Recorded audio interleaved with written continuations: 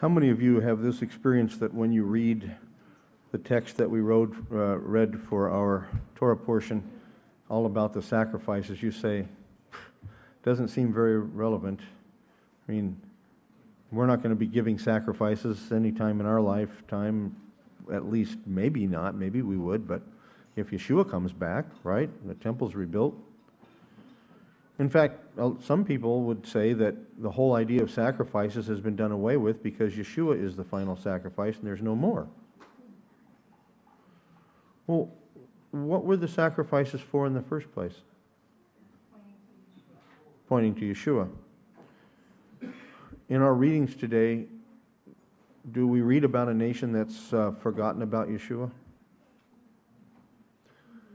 In fact, do we even read about a nation that thought that the sacrifices saved them? Did the sacrifices save anybody? No. The blood of bulls and goats never took away sin, is what the writer to the Hebrews said. God is really good with pictures. He continues to give us pictures to teach us important lessons. Do you suppose He's going to take the pictures out again when Yeshua comes back and say, now, let's do this again and see if you understand? The sacrifices before Yeshua pointed to Him. And I think, it seems to me quite clear, that the temple will be rebuilt. And according to Ezekiel, we don't have a high priest in that temple. There's no Kohen Gadol. It never talks about a Kohen Gadol in that temple. It talks about a what? Yeah, the Nasi, the prince. Who's the prince? Well, it's a little difficult. But it appears as though it could be Yeshua. And Yeshua will, as they give the sacrifices, He will explain them again. Is this when they're going to look upon Him whom they've pierced and mourn for Him, realizing that He is the sacrifice? So what do all of our portions have in common? What's the thread that runs through them? It is this aspect of accepting God's Messiah, Yeshua, as the one and the only one through whom we can have salvation. Let's start from the back, from the last, and go to the first. We read about Yeshua's parable about these two that built a house, right? They're both pictures of someone who has heard Yeshua's words, right? If you hear or know Yeshua's words and you don't act on them, what does that mean? You are building a house that's going to fail. When difficult times come, what are you going to do? Well, you're going to think that Yeshua isn't the way, right? You're going to give up. The Scriptures talk to us about persevering.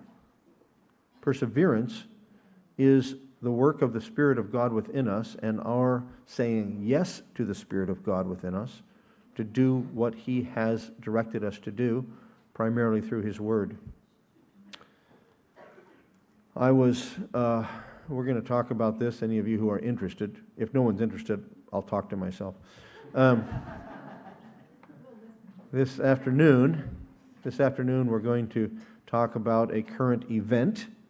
How many of you have ever listened to the Bible Answer Man? Oh.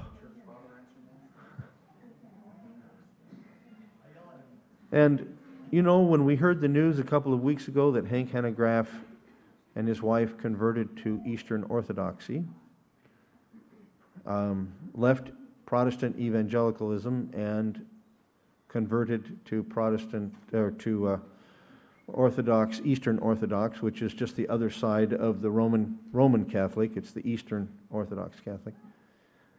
I heard this and I first thought it couldn't be. I thought, no, somebody is doing an internet spoof. But it wasn't. A quick search I found that several years ago, actually in the late 90s, there was another man who also was a strong evangelical Christian, Protestant, who also, he and 7 other pastors who were in an association together, converted to Eastern Orthodoxy and took all of those who, well, most of their churches with them. 2,100 people converted at one time into Eastern Orthodoxy, following their pastors. Now, some might say, well, okay, so they're in another church. We're going to talk about that this afternoon. I don't know if any of you have ever investigated Eastern Orthodoxy, or whether you've investigated Roman Catholicism. They're both wings of the same movement, but with differences. What is the rock that we build our life upon? Yeshua. But how, I mean, isn't that a little bit ethereal? It's like, what do you mean we build our life, the rock is Yeshua? Follow his commands, follow his words, follow his footsteps, right? Seek to follow him as our example in our relationships, in our beliefs, our understandings, and so forth and so on. How do we know what he said? Oh, we go back to the Bible.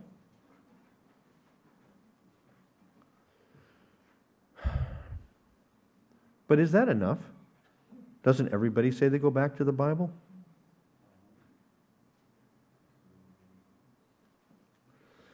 Mark it down. And I'm not going to give you any more this afternoon than now.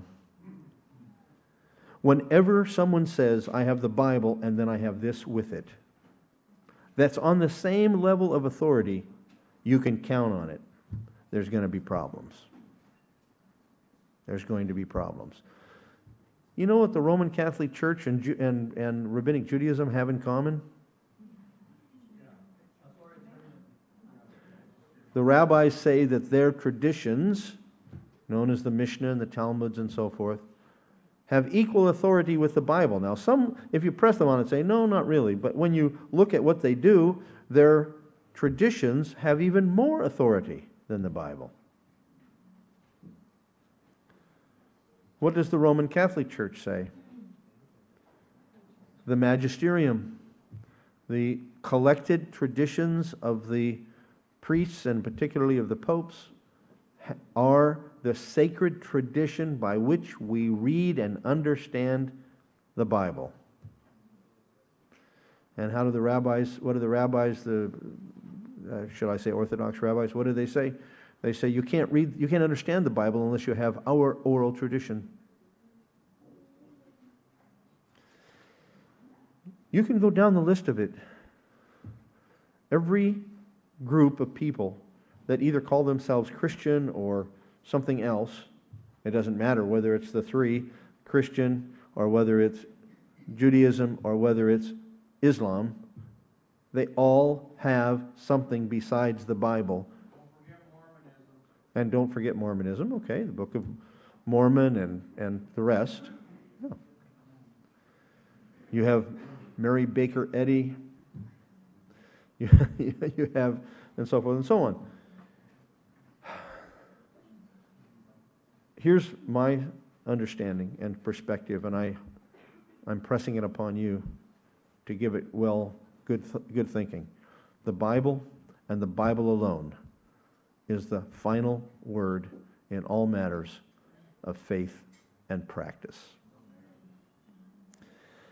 If that's true, brothers and sisters, we better know this book. Because if someone as intelligent and as articulate as Hank Hanegraaff can get on his knees and take a vow to uphold the Eastern Orthodox Church as his church,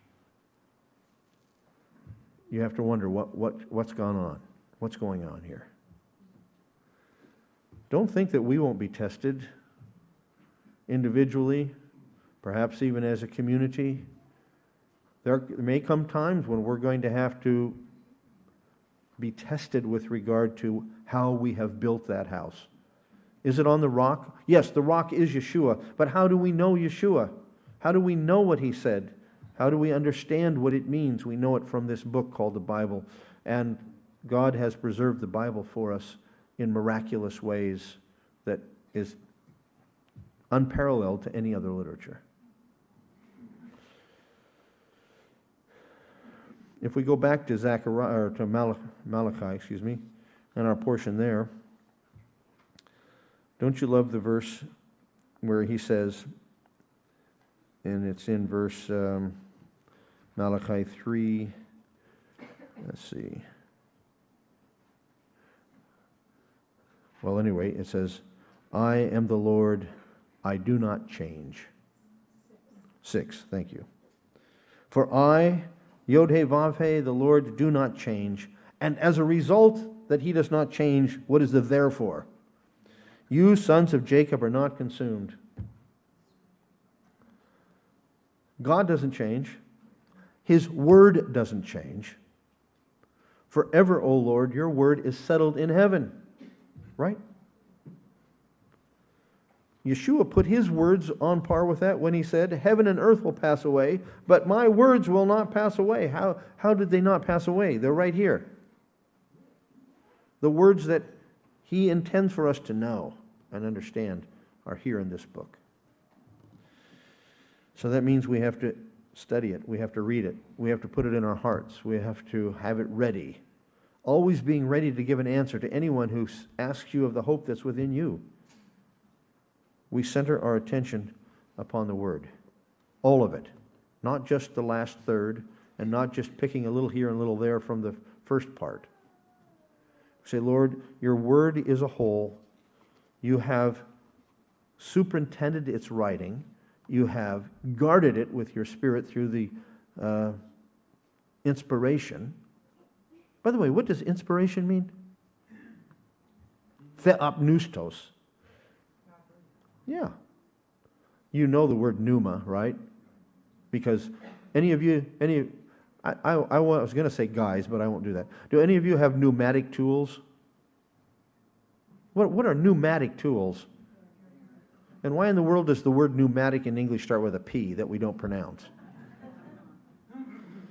Because it's from a Greek word that is pneuma, meaning breath, spirit, wind, whatever. So when Paul made up this word, theopneustos, theos is the word God. And pneuma means to breathe. God breathed. As I've said before, we can't say exhaled because it doesn't sound right. But that's what it means. God, by His Spirit, breathed out and made sure that the words that were written were what He intended. Not by way of taking a memo. He didn't say to the prophets and apostles, take a memo, or to Moses.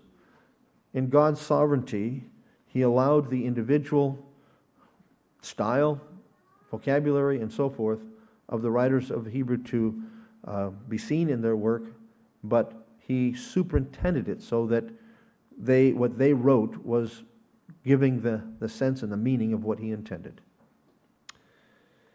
And so the Scriptures. We come back then to the first question. What does it do for us when we study the sacrifices? I think it's something that's highly neglected in many communities of believers for the simple reason that it seems to be irrelevant to us today. But God put it there for our edification, right? Paul says that. These things were written for your edification. We sang a song, a couple of them actually, that talked about the God of Israel. Is He still the God of Israel? So is that one of His names? Shouldn't we really understand that to mean the God of the church? What? No. He's still the God of Israel? He's still Israel's God? But Israel's rejected Him. Oh, he never changes. Did he make a promise to Israel? Does he keep his promises? Malachi 3:6. I am the Lord, I do not change. Therefore, you sons of Jacob are not consumed. Even though you don't bring your tithes and offerings. Now let's talk about that for a minute. Why does he bring up tithes and offerings? I mean, do you get to have God's favor when you bring tithes and offerings? In other words, is that how you get your salvation? Through giving tithes and offerings? What's the bottom line of tithes and offerings? Remember, now we're talking about the tithes as given in the Torah, right? You're to give a tenth of your crops, tenth of your produce, tenth of the vine, a tenth of your flocks, right? The firstborn of your flocks.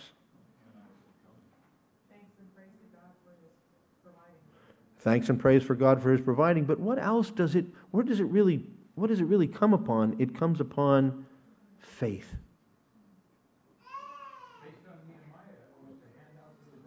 Okay, could be for the poor, but the point is simply this. You work hard for your produce. You work hard for your crops. You work hard for your flocks. And some years you got good years and some years you got not so good years. And you're going to give a tenth of it away?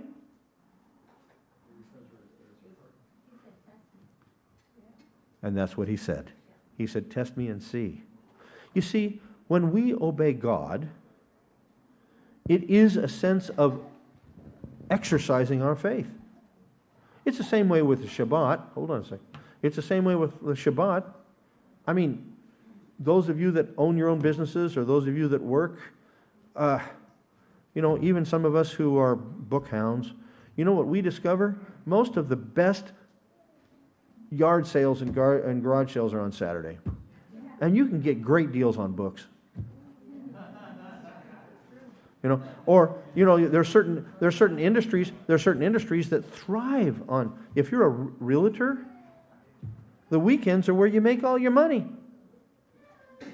You're showing people houses and so forth when it's not during the work week. And what happens to a realtor that says, no, I'm going to trust God and I'm going to not work on the Shabbat as He promised? I must place my faith in Him, saying, you will provide in ways we couldn't imagine. That's what Malachi is saying. How have you robbed God? You've robbed God by not trusting Him, by not obeying Him, which requires you to lay your life upon His hands. And is that not also what the sacrifices are about? Yeah, okay. Take some, yes. And you continue to do that. My point is that even in that analogy, is that you trust the great king. Because what does the great king promise you in it? When the great king puts his vassal in place, he says, and if any other country comes against you, I'm going to bring my army and protect you. On the other hand, if you don't put my picture up in City Hall, if you don't pay your, regular yearly dues, if you don't extradite the criminals that flee to your place and bring them back to me, if you don't do that, guess what? I'm bringing the other side of my power on you. I mean, that's the old ancient Near Eastern suzerain vassal arrangements, right? And we see God, when He says that He's the great king, what does that mean? He said, I'm the great king over all the earth. It means that Israel is His vassal. That's why Israel's supposed to go and tell others about Him, right? And we have been joined to Israel through faith in the Messiah. So, at least to the remnant of Israel, and that's to do our duty. So that's a good point. Okay, and did I see another hand? Okay. Well, let's look a little more closely at these sacrifices. They were offered on the altar of the tabernacle, beginning with the reiteration of the commandment to keep the fire burning continually. Man, how much wood do you suppose that would take? Maybe it wasn't a huge fire until they racked it up in the mornings. Then maybe they just kept a small fire going. I don't know. It is no doubt repeated here because the removal of ashes, if not done carefully, might extinguish the flame. Moreover, the priest is to arrange new wood upon the altar every morning and offer the fat of the peace offering upon it From this is derived the rabbinic teaching that the tamid, or daily sacrifice, is the first one offered each day, which makes sense. The fire burning continually reminded Israel that their approach to God was always and only through the means of sacrifice. Their acceptance before the Almighty was on the basis of a substitutionary sacrifice, that and nothing else. If there was nothing else they could see by that, they would have to have seen that. Why does God want us to keep this fire going all the time? Why every day are we going to give a morning sacrifice, an evening sacrifice, an afternoon sacrifice? What is this all about? Moreover, the burning of the fat of the sacrifice upon the altar also symbolized the Godward perspective of the daily service, for as the flame burst forth with the placing of the fat, it symbolized a heart of praise and worship to God, the very goal of the sacrifices in the first place. The text goes on to describe the laws of the grain offering, which consisted of fine flour, solet, mixed with oil and incense. Solet was most likely the dust that remained after wheat was ground between stones, and which remained above the sieve when the flour was separated. It was therefore far less plentiful than the coarser flour, and thus more expensive. In fact, the little research that I've done on it says that usually the solet was, in the ancient Near East across the board, not just for Israel, was sold to the kings. And they wanted plenty of it because they were making a lot of bread or having a lot of bread made for all of the people that served them and everybody in their court and so forth and so on. It produced bread that was lighter in texture and sought after in the ancient world. Here, once again, the principle is seen that items brought for sacrifice were to be of the highest quality. This grain offering is apparently not the grain offering that accompanied the sacrifice of a cleansed leper, nor the grain offering given as the first fruits, nor that which was adjunct to the whole burnt offering. In all of these instances, the grain offering is entirely consumed upon the altar. The grain offering in this text, however, is partially burnt, a handful, and the rest belongs to the priest. Thus, our text reiterates the laws of the grain offering given in Leviticus 2:1 and following, which differentiates between a raw grain offering and one that is cooked into cakes and then offered. So, we see that the livelihood of the priest depended upon people obeying God. Right? The laws of the raw grain offering go on to describe how the priestly portion is to be handled, giving additional information to that which was already given in chapter 2. The additional information is as follows. The cakes made from the grain offering must be unleavened. Secondly, it must be eaten in a holy place, that is the tabernacle or temple precincts. And thirdly, the holiness of the grain offering is contagious. Or is that what it means? It says whoever touches them will become consecrated. Much discussion has ensued regarding this final aspect of the transferring of holiness, or what some have called sanctum, the Latin word. Primarily, the issue revolves around whether the imperfect form, yakadesh, in the phrase, kol asher yiga behem yakadesh, all who will touch them will be holy, should be understood as obligatory. Does it mean ought to be holy? Or injunctive, must be holy, or simply declarative, will be made holy? Grammatically, the last option is to be preferred, since the call form, which is, if you had a little Hebrew, of the verb kadash is regularly used in this way, to make something holy, to consecrate something or someone, and because its opposite, itma, in exactly the same phrase, means will be made unclean. So what does that mean? Well, later on in the portion, we understand that if you go into this holy precinct, right, and you're unclean, and you know it, what happens? You're cut off from your people. So it's both and. You will be holy because you already are. In other words, you will be set apart.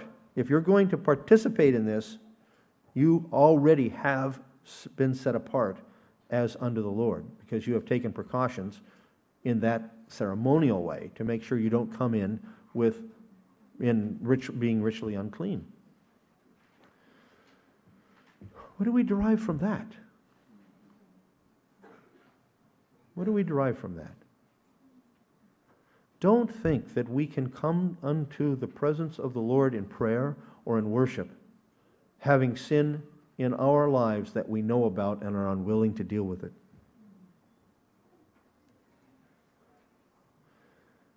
If a person regards iniquity in his heart, the Lord will not hear him. We're to come to him with our hearts cleansed. Can we do that? By how? If we sin, what do? We confess our sins, and he is faithful and righteous to forgive us of our sins and to cleanse us from all unrighteousness. And what sin offering do we bring? We bring the completed offering of our Savior Yeshua. And that offering is always accepted. But if we come in arrogantly, thinking that, well, we can just, I need some help, God, God is not like a bank account, like a savings account, that you just use it when you need it. No, God is to be our heart, our life, our vision, our breath, right? Whatever you do, do it to the glory of God. We have to be careful that we don't slip into this idea that somehow if I'm not perfect, God is not going to hear me. God hears me when I come with a heart of humbleness. There may be times when we have sinned and don't even know it. So don't think that God is ready to dismiss us unless we're got our ducks in the row. No. When Peter took his eyes off of Yeshua, he started sinking. And what did he call out for? He was still sinking. He said, Lord, save me. That's a prayer God always hears. So we shouldn't think that somehow what I think the Scripture is talking about, when you know that you have a sinful practice in your life and you're unwilling to admit it, you're unwilling to come to Him with it, you're thinking, well, nobody else knows. It's a secret. I don't need to deal with this. I can keep on being this way, doing this thing, thinking these ways, whatever. No, that's what he's talking about. And I think in the model prayer, and it's still called the disciples' prayer, he's not telling us the order of how we're to pray necessarily, although he starts out with praise and then comes to requests, which I think is a good model. But I think we all have, I presume we have at times, in our prayers said, Lord, if there's something that I'm unaware of, bring it to my attention. If there's something that needs to be cleansed in me, and I've already expressed those things that I know of, but the other side of that is an assurance that if we ask Him for forgiveness, it is forgiven. In fact, it's already forgiven before we asked. But it restores that closeness when we admit where we have sinned and seek His agreement that it has been forgiven. So that's how I would say that. Well, and again, we can take it to, by an analogy, in a marriage relationship, if it's a good relationship, if it's what it's supposed to do, when you go to your spouse and say, "Will you forgive me?" you already know the answer is going to be yes. That's the way it should work, right? You've already made an oath with each other that you would do this in the future. When you were married, you took an oath to love each other. And the love means I'm willing to forgive. Right. So when we have this relationship with God, we don't ever fear that when we come to Him and say, "Will you forgive me?" His answer is, "I already have." Now that you've come in repentance and you've come in humility, the relationship is made better. Sure. Yeah, good. So what other things are we to learn from these added stipulations? First, even though the remainder of the grain offering belongs to the priest, it is still sacred since it was offered to Adonai.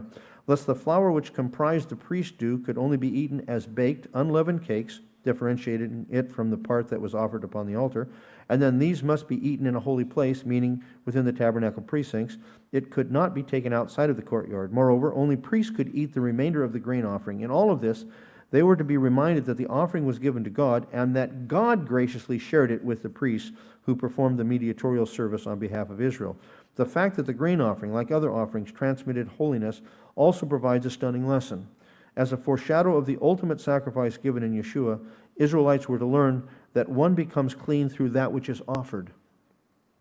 This very principle is demonstrated in the life of Yeshua when the woman with the flow of blood touches his tzitzit. Rather than rendering him unclean, which would we expect, right? If somebody unclean touches you, according to, certain, especially this woman who had the flow of blood, right? She was unclean, and anything she touches and anybody she touches became unclean. Not Yeshua. Why? Rather than rendering him unclean, the woman is healed of her uncleanness. The holiness of the pure sacrifice consecrated the one who touched him. It's interesting because when you study some of the things in Qumran believed that uncleanness could flow upstream. All the other, the Pharisees and so forth said, no, when you have a flow of water, it takes the uncleanness away. So if you're downstream, where it pools, that could be unclean, but when you're upstream, the running water can never make you unclean. Not so with the Qumranis. The Qumranis said if you have a clean vessel with clean water, and you pour it into a vessel that's unclean, the uncleanness travels up the water and makes your vessel unclean. Well, they were a little over the edge, those Qumranis. So which way did the uncleanness flow when she touched Yeshua? His cleanness flowed to make her clean. And he even said, I felt power go out from me, right?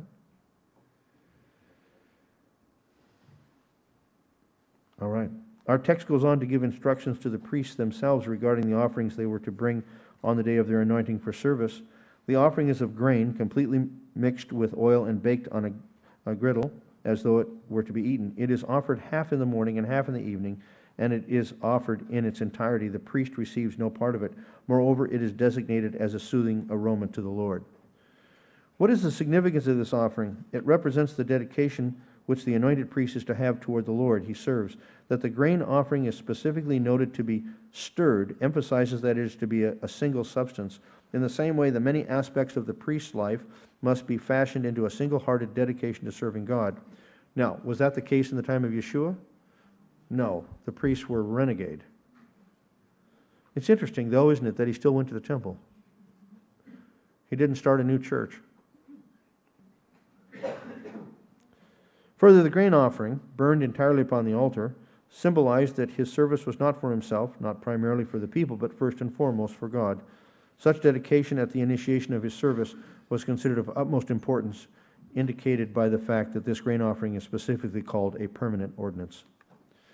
The next paragraph deals with the sin offering, and specifically with two aspects of it, that the priest received a portion of the sin offering as their food, and secondly, that the sin offering, though partly eaten by the priest, was nonetheless entirely holy and could not be distributed among the people, a requirement made all the more clear by the fact that the vessel in which the sin offering is cooked must be broken if clay or thoroughly washed if bronze.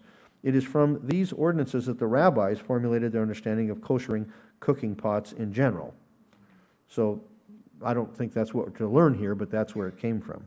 Furthermore, the meat of the sin offering, like the grain offering, transferred consecration so that it could not be distributed willy-nilly, else the distinction between the priests and the populace would be lost. Verse 30 teaches that those sin offerings from which blood was taken into the Mishkan itself did not provide a priestly portion. These would include the bull of the Kohen HaGadol, the bull of the community, and the bull of the Kohen HaGadol and the he-goat of the community on Yom Kippur. It would thus appear that there were two levels of sanctity among the sin offerings. What is the significance of sin offerings? There are several which I think are apparent. First, the priests were to be supported by the offerings of the people.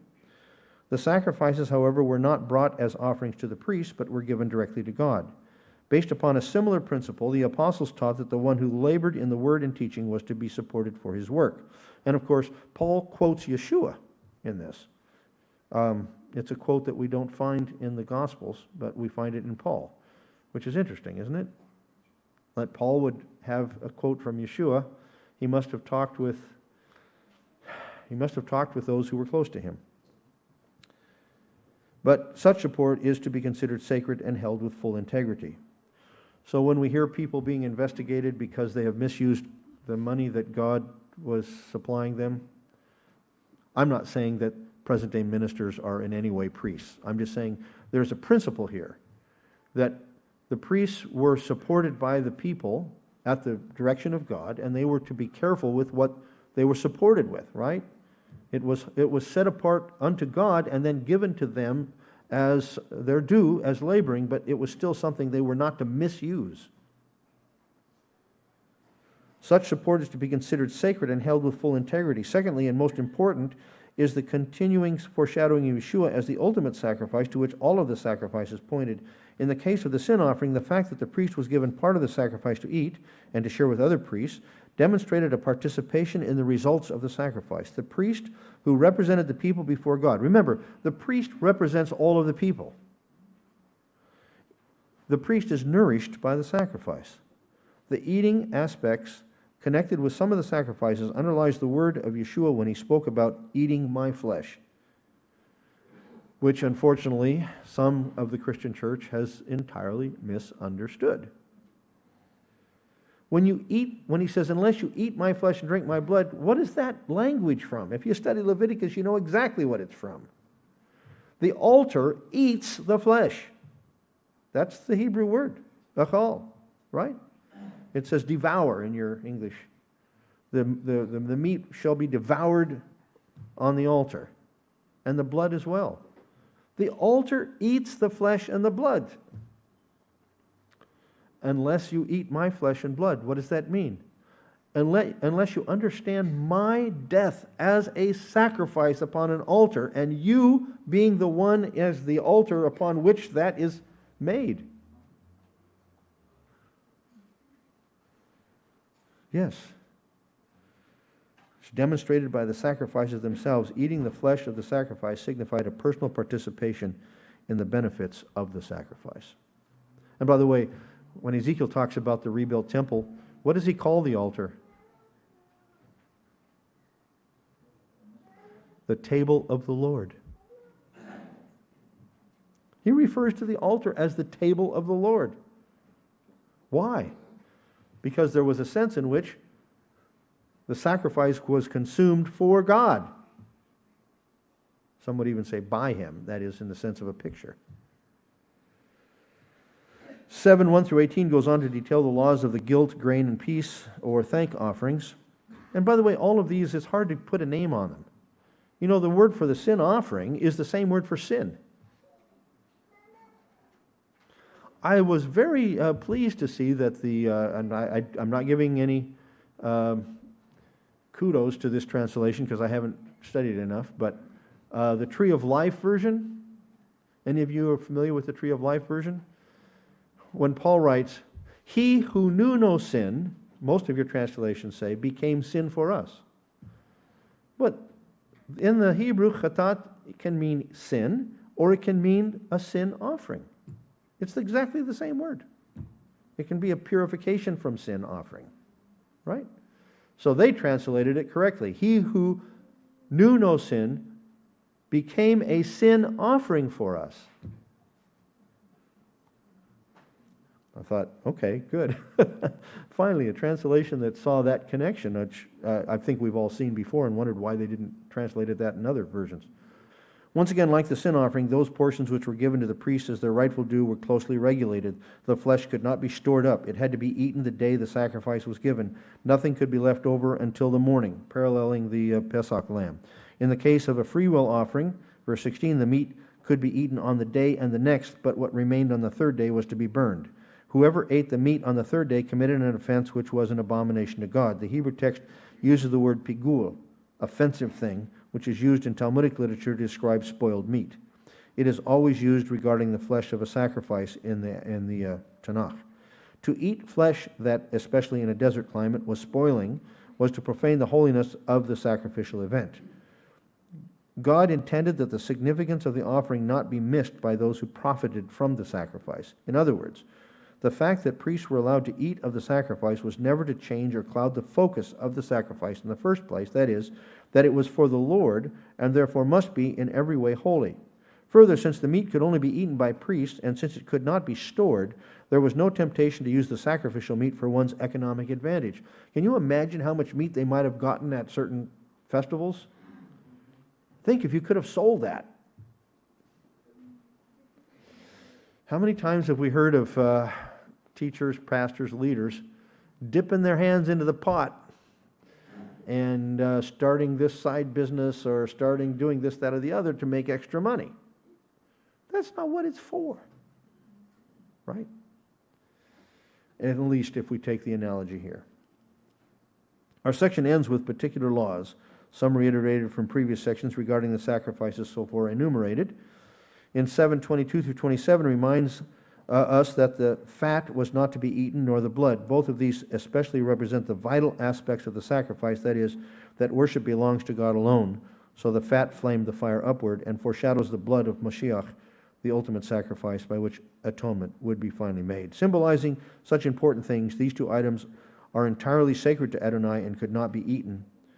Of course, this prohibition also stood in stark contrast to the pagan practices that utilized the blood as a symbol of empowerment and ate fat as the choicest part of the meat.